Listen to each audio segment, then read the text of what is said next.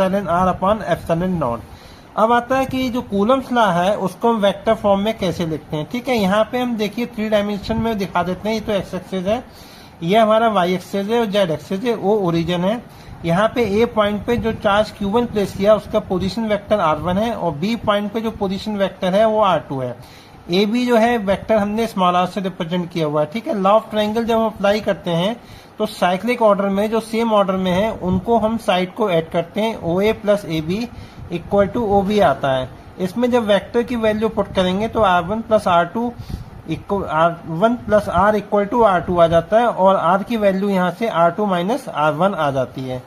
Coulomb's law के according हम जानते हैं वेक्टर का फॉर्म जो होता है F वेक्टर इक्वल टू होता है 1/4 पाई एप्सिलॉन नॉट के Q1 Q2 over R unit vector upon R square. यहाँ पे R square magnitude of the vector है। यहाँ पे सिंपली यूनिट वेक्टर का मीनिंग होता है vector upon mod of vector. F equal to therefore क्या हो जाएगा 1/4 pi epsilon naught Q1 Q2 over R square और यूनिट वेक्टर की वैल्यू पुट करेंगे तो R vector upon mod of vector आ जाएगा।